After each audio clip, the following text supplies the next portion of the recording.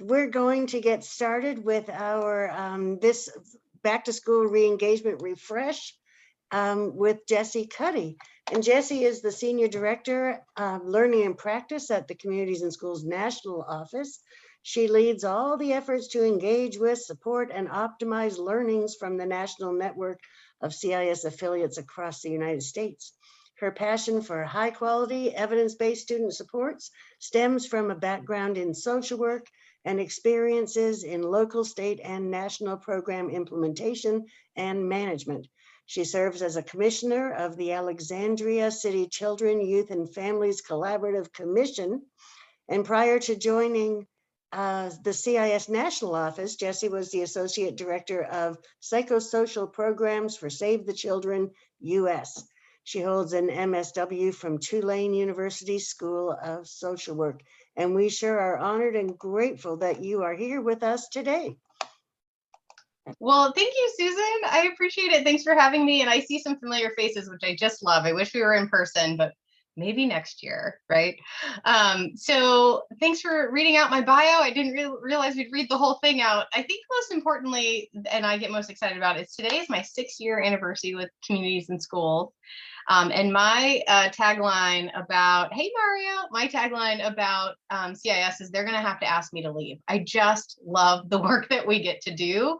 And particularly at the national office, it's a true honor in my role to get to support the work of folks who are working directly with students and families. So before we jump into today's session and kind of go over the learning objectives, et cetera, I want to share a little bit about the relationship between the Communities and Schools National Office, our state offices, and our local affiliates. Sometimes, I mean, we always want to emphasize that it's one CIS, but just to emphasize sort of the resources I'll be sharing today are resources that have been developed by the CIS National Office, informed by local affiliates and state offices, but certainly don't necessarily override anything you're doing. And in fact, we learn a lot from the folks that are working directly with students and families and our program managers who support site coordinators. So thank you folks for putting in the chat box who you are. It's always helpful to know who we're talking to. And I want to hear from you throughout the session today. We've got about 60 minutes together. I'm going to do a lot of demonstration of resources and how you can access them. I will say one of the silver linings of doing this fully virtually is that many of the resources I'm showing you today, you can get to by using your computer. So this is all at your fingertips all the time. So it's actually, we're going to use that as a silver lining this morning and demonstrate some great resources that you can quickly access from your desk. So a little bit about the CIS National Office. So we are housed here in Arlington, Virginia. As you can see, we are not yet back in our offices full time yet. However, our relationship is really unique with our state offices and local affiliates. And by that, I mean, we really learn a lot from what's going on the ground from site coordinators, student support specialists, program managers, our new re-engagement coordinator positions. And part of our role is to level up and lift up what some of those promising and best practices are from the field. And so that's a big emphasis for my team, the Learning and Practice team. We focus a lot on what resources, tools, learning events will best enable site coordinators and practitioners to do their work really well with their students, families, and communities. We do that by way of, again, leveling up resources and promising practices that we see coming from those folks, but also taking some best practices and promising practices from the field, the broader field of integrated student supports.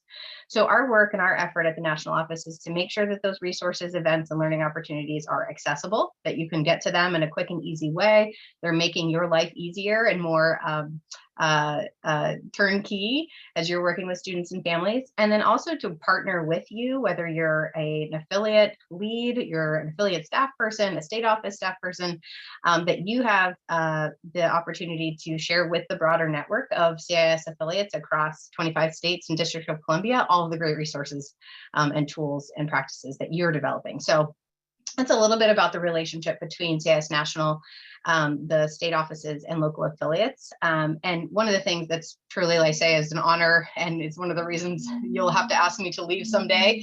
I will never be leaving CIS, is because it's just so inspiring to get to work alongside each of you and learn about the work that you're doing. So many of the resources and tools you see today, as I mentioned, are informed by your work. And so if you start to see yourself in them, that's why we don't create anything in a silo. And so it's really our effort to try to make sure we are coordinating coordinating with you and making resources as applicable as possible.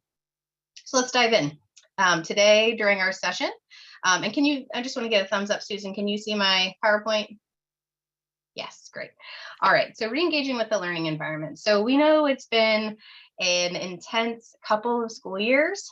So some of the things we're going to go over today are really focused on re-engaging with the learning environment. So first and foremost, we want to talk a little bit about the basics of student and family engagement domain. So why does it matter? Why does engagement matter? So re-engagement has been a big focus, whether it's the intensive types of supports of re-engagement where we are literally reaching out to students who are fully disengaged from school, whether it's dropped out or were not showing up in attendance last school year, or to the more traditional engagement efforts where we're looking to more fully and deeply engage students and families in our schools and communities. So why do those domains matter? And then ultimately we'll talk a little bit about some of the re-engagement resources that are available on the CIS National CIS community site to help you in further deepening those relationships and going deeper with engagement.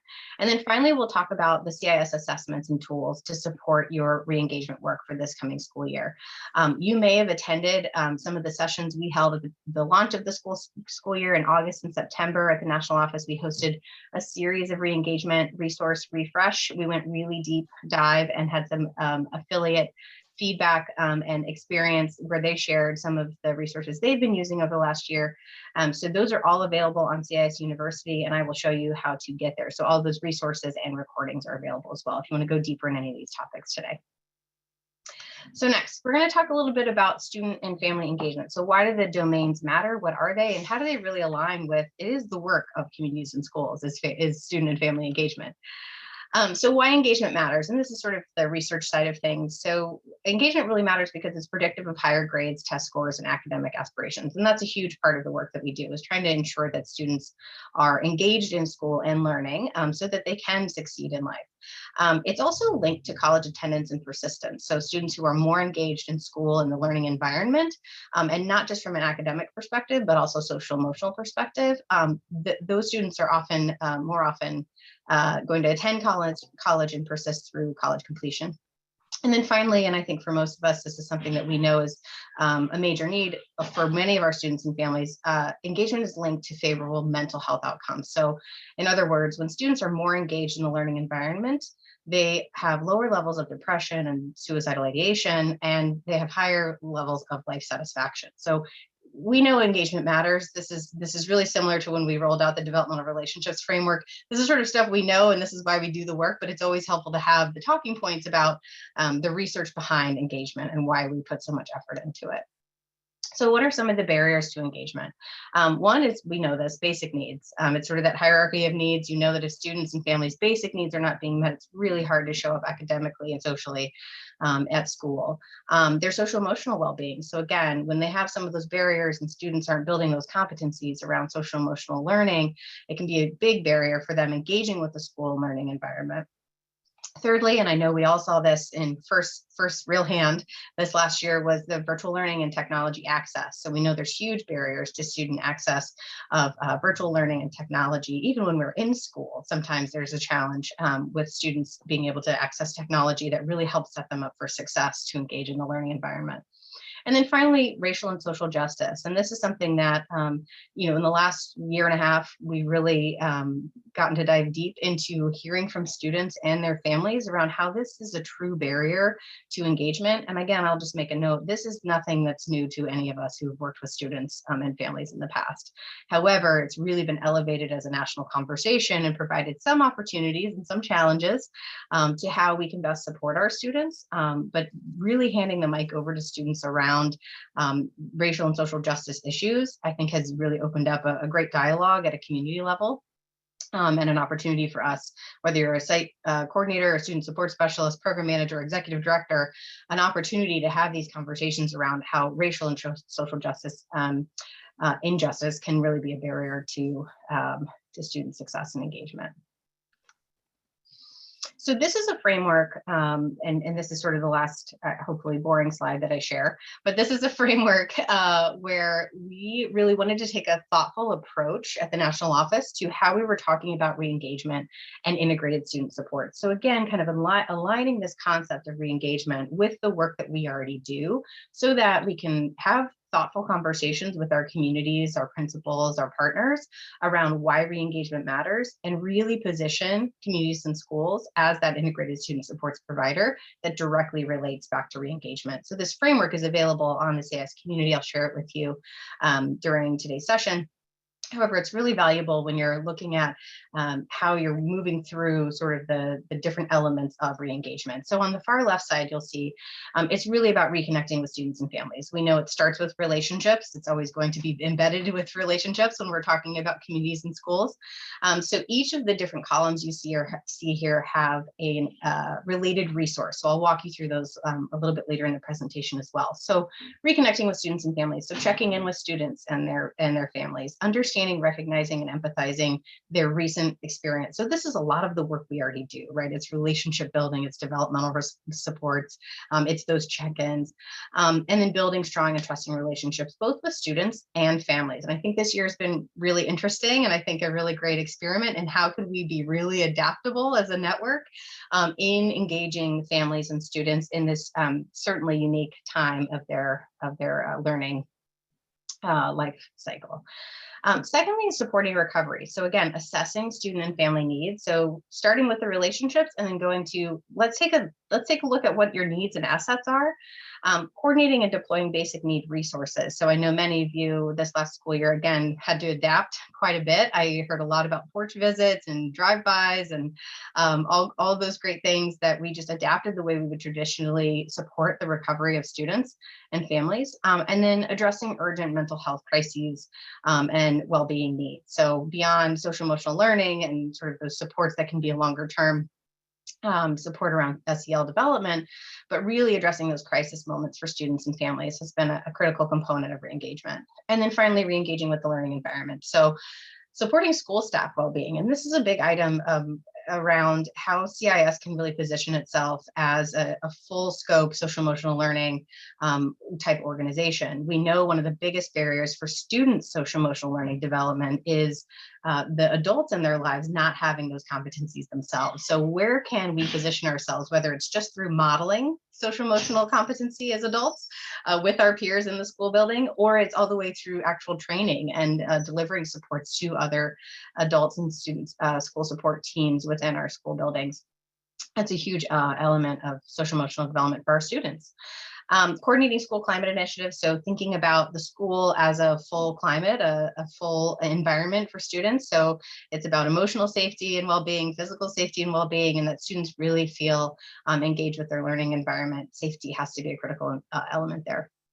And then finally, of course, monitoring and address social and emotional well-beings of students. So what are the practices, but also the curriculum that we can use, et cetera. And then finally, monitoring all of this re-engagement. So how do we track it? How do we assess it? We know data is critical to how we do our work. So that's sort of this through line through all of these elements here. All right. So re-engagement resources refreshed. I want to walk you through a couple of the tools that are available to you on the CIS community. And these, again, I'm going to call it again, the silver lining is that we are doing a virtual training and a session on things that you can find on the internet. So a couple of the re-engagement resources on the left-hand side. So one is a starting point. So if you're looking for like a one-stop shop of resources for re-engagement, this is a great place to start. And it has a list of all of the resources that you're about to see on the screen here. We have a tips for starting the 2021 school year. This is what we built off of from the 2020 school year. And so we've refreshed and revamped with a lot of insights from student support specialists and site coordinators across the network. Re-engagement at a glance. And then the position paper. So that's something more around talking points. If you're in a leadership conversation and looking to, again, position CIS as a re-engagement provider, it's a great place to start in terms of our positioning paper. And then a quick guide for re-engagement and the CIS model. So again, that sort of crosswalk of re-engagement efforts and the CIS model can be really beneficial in those conversations. The engagement monitoring tools, we'll get into this a little bit more with the assessments, but we have a student level check-in tool, and this is something that can help and guide you in checking in with each of your students if you have a caseload, or if you're a program manager supporting a student support specialist. This is a great tool to encourage them to use. It's really quick and easy in terms of checking in on a student's level of engagement in the different domains around engagement. So it's a really helpful, quick tool. We also have a workbook to help walk you through it. And then finally, we have the student engagement monitoring tools. So these are available in English and Spanish, and they are at the student, family, and school level. And we also have resources that are attached to them. So when you walk a student through the student engagement survey, you get really great data on what elements or domains they need support in most. And then we've created an activity guide for you in terms of where those domains, where those students might need the most support and engagement, and what activities you can kind of plug and play with that student related to their engagement scoring. So this is a lot, and it's a PowerPoint slide. So where would you begin? I would start here. So the re-engagement resources starting point, and I'll share this slide in just a moment, or I'll share this resource in just a moment on the CIS community, is a really great starting point for navigating what all these different resources are. It's a sort of one pager to walk you through the description of each of these resources, and then you can kind of choose your own adventure based on what you need for your school or community. So next, we're going to take a look at the CIS community demonstration. But first, raise your hand, and I'm going to open up my screen so I can actually see your beautiful faces. Use the raise hand feature if you have logged into the CIS community before. It's okay, no shame, no shame. All right, Samantha, I see your hand. Any others? All right, Paula, Elizabeth, Susan, Shikaka. Hi, Shikaka. I love your screensaver there. That's so cool. Shane, Anna. Hi, Anna. Good to see you. Natalie. Great. Okay, so some folks are familiar. That's okay. That makes me feel more purposeful. If you haven't been there yet, I'm going to show you how to do it and what all lives on the CIS community. So no shame if you haven't been there yet. So thank you. You can lower your hands, and that way, if you have a question, I can see. All right, so quick demonstration of the site. So the CIS community, before I jump into how to get there, if you've been with communities and schools for any amount of time, you know that we've had a number of different sites and resources available. So whether it's CIS University, where we have all of our e-learning courses and webinar recordings, the National Resource Center, which is all of the nationally vetted resources and opportunities for learning. We, of course, have SysDom, Yammer, which is an online sort of like a Facebook for work networking system. And so we have all of these different resources, the Compass, which is helpful for looking up vetted resources and partnerships and research-informed practices. So all these different resources that have been available, all in different websites. And so you sort of had to be directed toward each of them depending on what you needed. So within the last 2 years, we've been designing the CIS community and just launched it this last June. So we're really excited to share with you a one-stop shop for all of those resources. It's very likely that even if you haven't logged into the CIS community, you have been invited to the CIS community. So I will share with you about how to find those login details if you, after today's session, feel interested in going to check it out.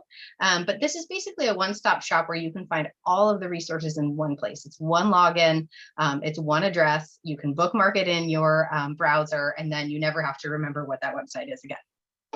So it's myciscommunity.org. That simple. There's no www. That trips people up a lot. It's just myciscommunity.org.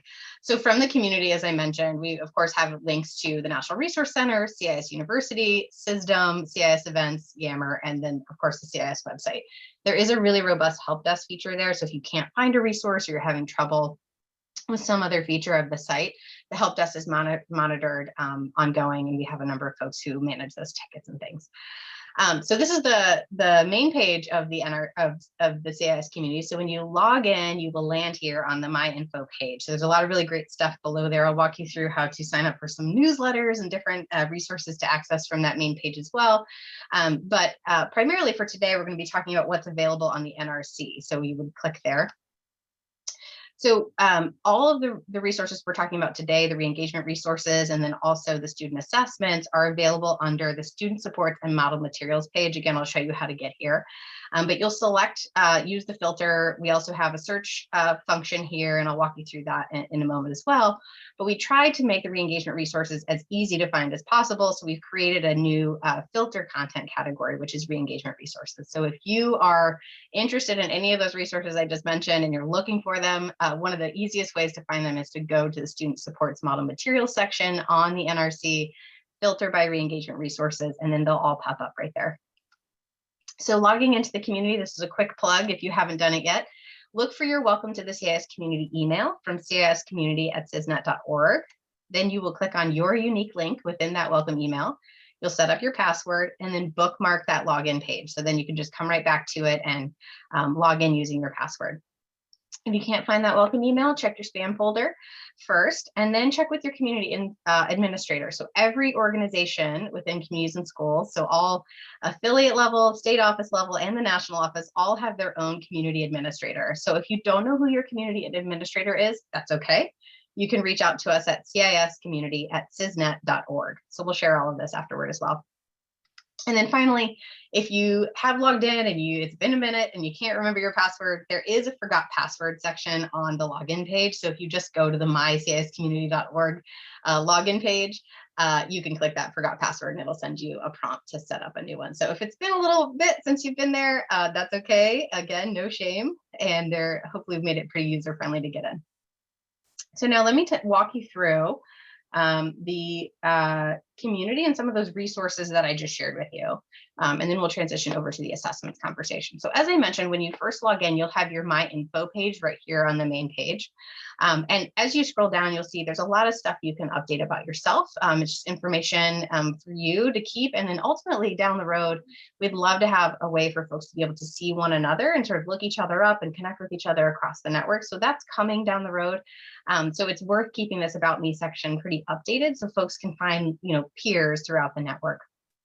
Your contact information, so the best way for you to be contacted, you can update here. And then finally, your email preferences. And I'll give a shout out later in the presentation around the Learning and Practice newsletter. So I'm just going to call it out right here. On your email preferences, you can sign up for the community briefing, marketing communications alert, grants and partnerships, and Learning and Practice newsletter. So I'll give a shout out to that later. So I just thought I'd point it out now. And in order to change those preferences, you just click this orange change button and then update which ones you do and don't want to receive. All right, so back to the re-engagement resources. So when you click on the NRC button here, it'll open in a new tab and you'll land on the National Resource Center. So within here, you'll see there are quick resources on the right-hand side. Most of the time, these don't change. So these are always going to be your quick resources if you're looking for the CIS events calendar or the Compass tool I mentioned, any of these other quick resources to help you do your work more efficiently. Those resources will be available there. Where we're going to go today is in the Student Supports and Model Materials catalog. So when you click on that, it opens in a new tab. You can see an overview of what that catalog is.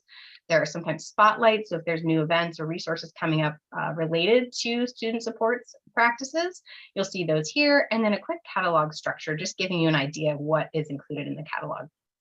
For today, I'm going to take us over to Student Support and Model Materials resources, so you can get an idea of what's available in there. And again, this is that page I had the screenshot of. So this is all of the resources. This is a catalog of all the resources of student supports and model materials. So the resources we're talking about today are re-engagement. Again, you can click on that filter and content category, and then every resource we just talked about related to re-engagement will show up. I think this one has one page. So 13 resources here. And again, sort of where do I start? So there's a really great starting point document. This is the high level overview of all of the resources. So you get an idea of what the resource is, a direct link to it, and then what's the description and the use. So again, this is kind of the choose your own adventure document that you want to start with, which is the resource refresh starting point. So the re-engagement starting point document, you'll click that, it'll open in a box.com document, and then from here you can navigate. Now you can get to any of these links by also using this catalog. So you don't have to go this direction. It's just something that can be helpful as you're thinking about what tools you want to use. But all of the resources I mentioned are listed here within the catalog and filtering by re-engagement. And then you can read a short description of what those resources are and then open them. So this can be a great starting point document to kind of help you guide your adventure. One of the other really helpful tools is a resource catalog that we created based on different categories. So if you're looking for supports and for partners based on basic needs, planning and activation, academic supports, family engagement, culturally responsive supports, SEL, you can go through and find partners and practices that have been vetted by the national office and our affiliate network to help you in your re-engagement efforts and support. So each of these have a list of what the resource type is, who the audience is, the age group it's relevant for, if it's available in additional languages, if it's available virtually, and then a direct link to that site. So as you're going through, you'll get an idea of which resource category and then who it's applicable to. And again, it's really designed to help you navigate as you're looking for resources and tools around re-engagement.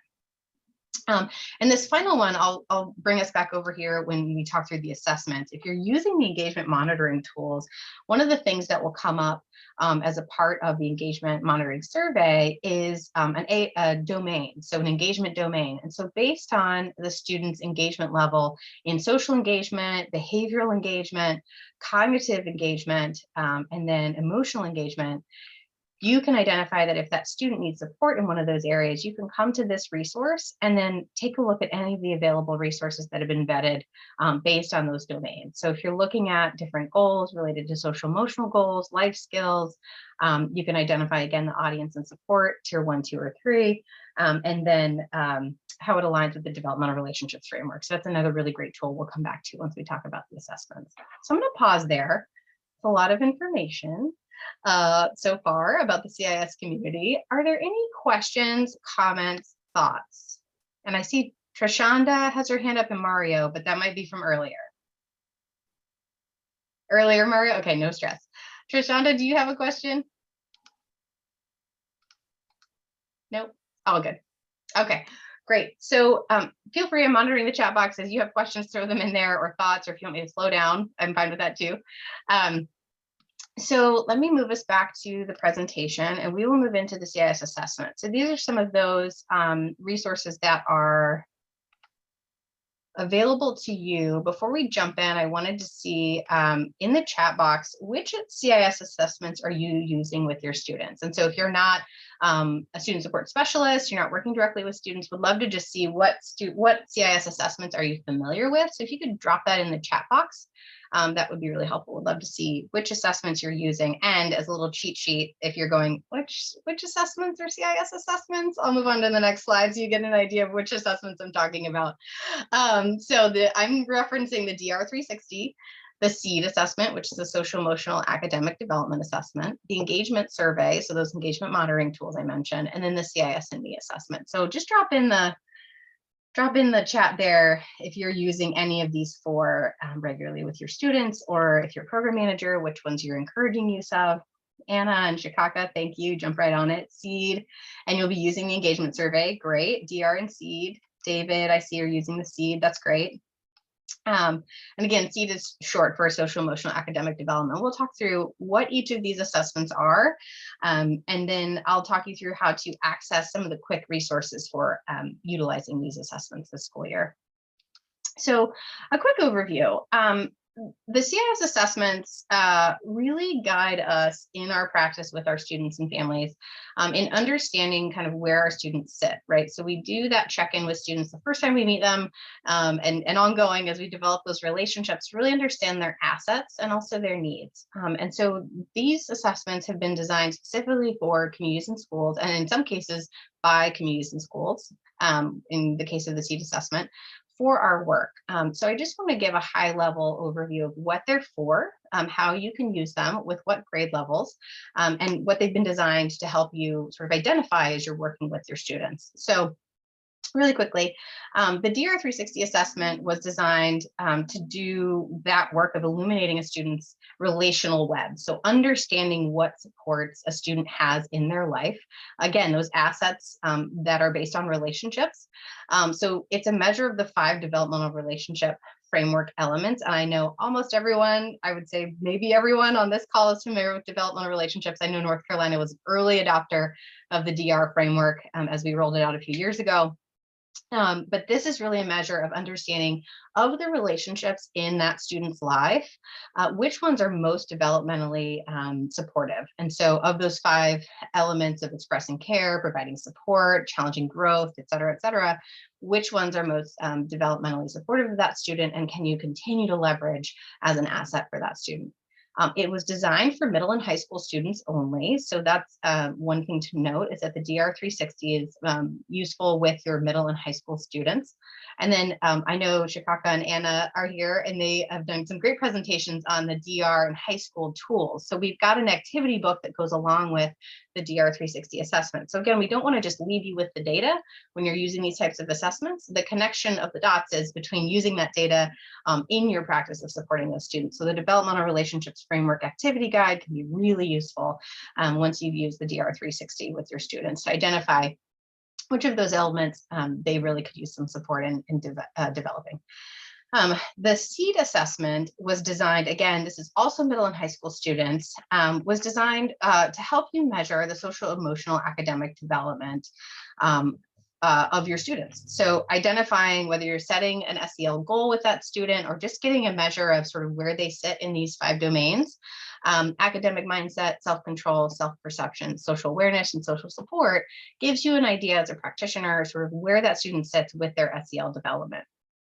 Now, we know that doesn't end there. It's not students' own competency development. It's not just about their own development of those competencies, but also around their environment, what's going on with their the adults and relationships in their lives, and then also, again, back to the adult competency development, so their teachers, their family members, et cetera. So it's not a one-stop shop, but it can really help you set a goal for a student around their social emotional development. Again, that's middle and high school. The engagement survey was designed with AIR, which is the American Institutes for Research, and they helped us design something that was specifically for the re-engagement school year. It's something that has been refined over the course of this last school year, and so it actually has fewer questions than it used to have, so we all love that.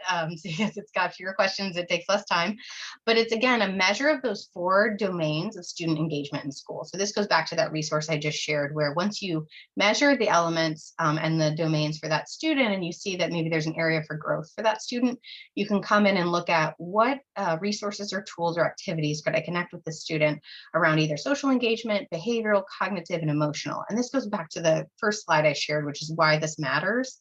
And we really know that this is the work of CIS, that if students aren't engaged in school, they will not be academically successful. They will have they could potentially have challenges with their mental health and growth, et cetera. So this is K through 12. These are those resources that are available in both English and Spanish, and therefore both the student level and the family level. So, site coordinators are encouraged to select the best option just based on your knowledge of your student's reading level in terms of if you should use the K through 5 with a student or if you should use it with the parent guardian. And then the students in grades 6 through 12, it's a self-report survey, so they'll fill that out themselves. And then finally, the CIS-ME. So I'll make a quick note about this one and then we'll move on because I am watching the time. The CIS-ME is a measure of the 5 DR framework elements in a student's relationship with his or her site coordinator. Now, if you're a site coordinator or a student support specialist, that can sound a little intimidating as being sort of rated by your student. This is aggregate level data. And it's taken from middle and high school students that are on your caseload. In theory, you would give them access to the student portal. They would then be able to fill out the CIS-ME survey, and that's something you could collect from as many of your students that are on your caseload as possible. And then you use that with your supervisor. So if you're a program manager, you can think about using it with your site coordinators.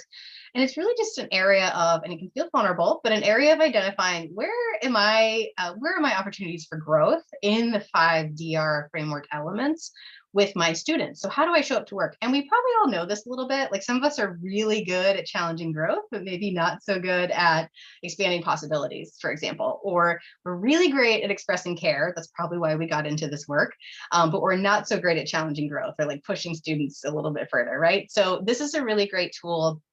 And it's from the perspective of your students who are working with you on where you could have some opportunity for growth in your work. So I love this assessment. I think it's really great. It does take some vulnerability. It takes your willingness to sort of go, I want to grow and develop in my own skill set here. But again, it's sort of handing the mic over to students and asking them, how their relationship with you is reflecting from their perspective. So that's a high level overview of those 4 assessments. I'm going to give you a little bit more detail about them on the next slide.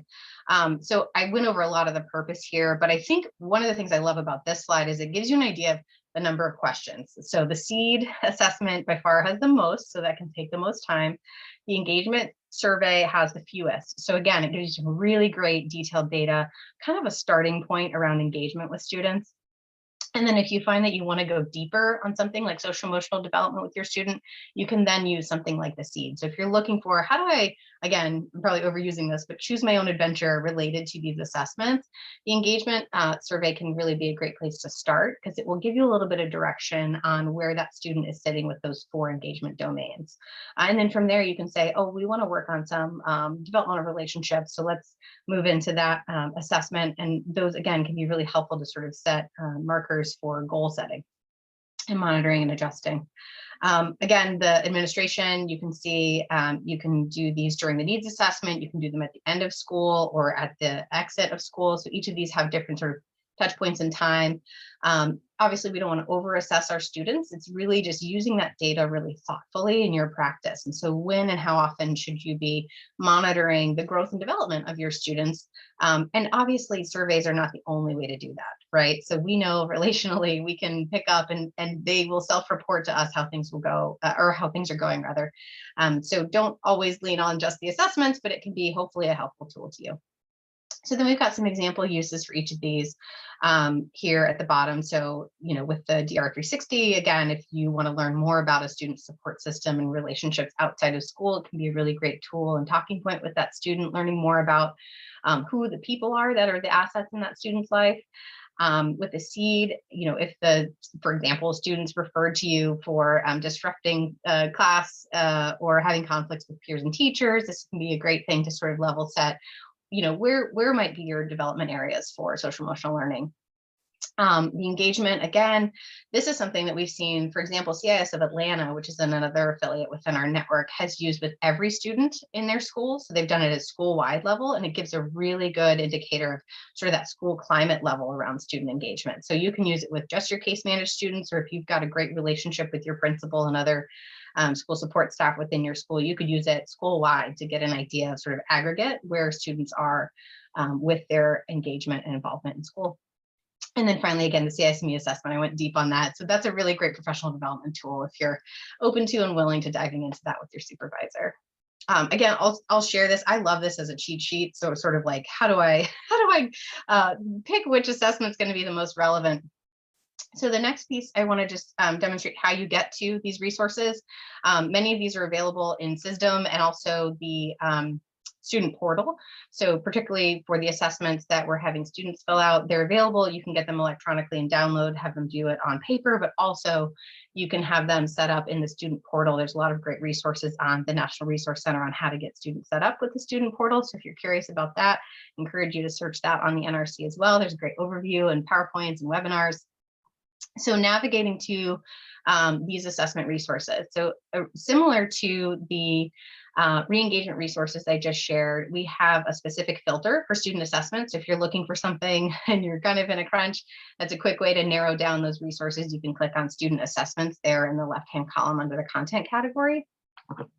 So you can also use the search tool. So I mentioned the NRC, you can go from the main catalog, which would be clicking on all resources, or you can go specifically into the student support and model materials catalog, which is where the screenshot is from, and use the search, and you can just type in assessment, or you're looking for DR resources, you can just click DR and search for it there. It's a much more robust search system than we used to have.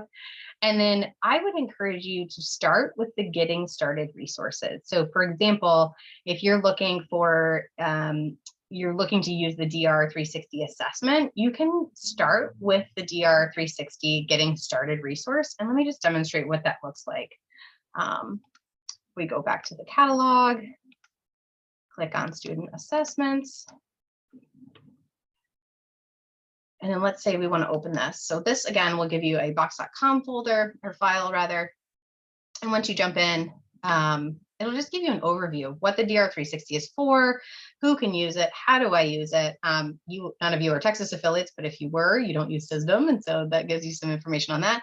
And then it gives you the PDFs. So if you want to download them, these are direct links to them. You can also get those from the NRC catalog. So you don't have to use this form to get there. So don't worry, it's not too embedded. But it's a helpful one pager for you. If you want to even download this, you can click download and keep that on your desktop of the DR360 information. And then the other resources that are available for this assessment. So for example, if you wanted to look at the assessment overview, so high level, what is the assessment? The utilization guide. So what do you do once you have the data? So once the student's taken the assessment, what do I do now? And then the DR framework. So just giving you some more guidance on what is the developmental relationships 5 elements framework, what are those activities, and the activity book I mentioned, et cetera. So these quick start or getting started guides can be really helpful, one-stop shop for you to understand the survey assessment itself better, but also what do I do once I have the data? So that exists for each of those 4 survey assessments that I mentioned. You can see the engagement survey getting started guide here. Again, it's very similar. So we've got different links and resources related to that tool to give you an idea. So again, if you are a program manager or supervising student support specialist, this can be a helpful tool to kind of walk through with those folks as well, sort of giving them an idea of what the different assessments and surveys are. And then again, we've got different links directly here. Student engagement activity ideas, that's again, this spreadsheet that I shared with you. So everything hopefully is pretty user-friendly and links back to itself. It's just a matter of navigating to the resources that you're looking for. So again, the student assessments can be found, I think, most easily by clicking on that filter. And then do want to note that if you're on the National Resource Center and looking for resource and you go, oh, I scrolled all the way down, I don't see everything. It only shows 20 results per page. So you'll want to scroll over and see the next page. So if you're having a hard time finding something, that might be the case. The other thing is if you really want to narrow down, you can just use that search field if you know the title of the document you're looking for.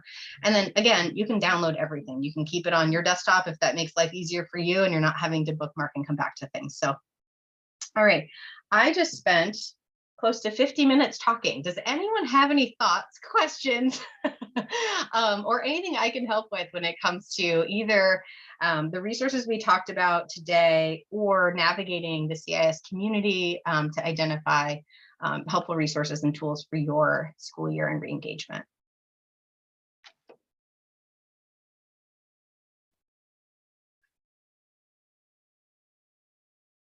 Rachel, are you just waving? Oh, good. Okay. All right. Well, let me go to our final slides then. I love it. It makes me feel like I was super clear. All right. So Ashley, thank you. That's so nice. I will always fish for a compliment. All right. So just to close out and a couple of just thank you, but I also want to close out. Final reminders. So again, going to those resources, go to the myciscommunity.org, into the NRC student support model materials. Now, I harped on that a lot because that's where a lot of my team's resources live. There's a lot of really great stuff on there. If you're on your DEI journey, there are plethora of resources under the DEI catalog. If you are in the organizational health side of things, there are nonprofit operation resources. Again, those quick links and access to resources that I mentioned on the NRC as well.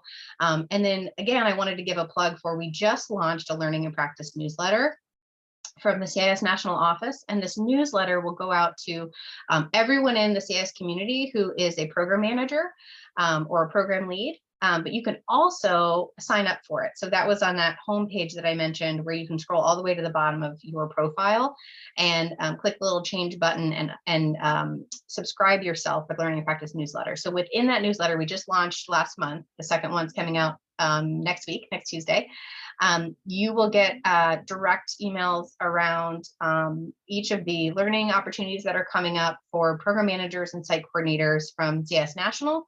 You'll also get direct links from any of our partners that are promoting materials, tools, webinars, events, etc., and then any announcements related to learning and practice. So it's really designed for folks that are doing work directly with students and families or their supervisors or program managers. And so that's kind of your one-stop shop if you're interested in receiving that. It's once monthly. We're not spamming anyone, but if you want to sign up to get those direct resources, you can sign up for the Learning and Practice newsletter. Finally, my last plug for the CIS community is if you're looking for events, one of the things that we're really excited about with the new CIS community is that we have a one-stop calendar for you if you're looking for, oh, I saw some email about Leadership Town Hall, or I saw something about Site Coordinator Learning Pathway Boot Camp, or I saw something about the new DEI webinar coming out. All of that can be found and filtered on the CIS events calendar from the CIS community. So you can go there and you can narrow down by audience type, by duration, if you want to just look 30 days ahead, etc. So that's a big one that we wanted to remind you about. Really excited about, and will hopefully, again, make your work a little bit easier and more streamlined. So that's a reminder on where you can find everything. I just also wanted to say thank you for your work. I know that the last 2 years have been really intense on personal and professional levels for, I think, everyone on the planet. But the work that you do with students and families is critical. And so I just want to say thank you, whether you're in administration or you are directly working with students and families. Your work is felt at certainly at the national office, and I know that those relationships you develop on a local level are life-changing for those students. So just want to say thank you. Pause to make sure you can feel my gratitude and the gratitude of the national office. And finally, with any questions, my email is available. It's cuddyj@cisnet.org. Shoot me an email if you're ever looking for something, you have an idea that you think would be really helpful for the rest of the network. Shoot me an email. We'd love to connect with you and share out all of your promising and best practices. That's it. Okay. Well, Jessie, thank you so much. I am putting in the chat the link to our the link to our evaluation for this session. And so that's a Jamboard link, a Google Jamboard. And we really use those to make sure that we are fulfilling the needs of the network and giving Jessie some feedback, except that I think the feedback would be, wow, you're awesome. You are awesome. You really know what you're talking about. That's fantastic. So that's that is great. There are, if you have not signed up for the next couple of sessions in the last part of this Impact Conference, make sure you do, because of the Zoom world, every single session has its own login and link. So that's a bit of a trial, but it is necessary for making sure this happens. So don't miss the rest of it. So again, thank you so much. We see in the chat, no questions, but lots of thank yous. So we appreciate you so much, Jessie. And this is being recorded, and all of the sessions for the Impact Conference will be available on our website. I have no idea when or how, but it will be. So our team will figure that out so that you can go back and see what is what. So again, thank you. And yeah, I'll give you a minute to keep that. I'm going to put that link back up just in case you missed it. Thank you, Susan. I'll play us out. And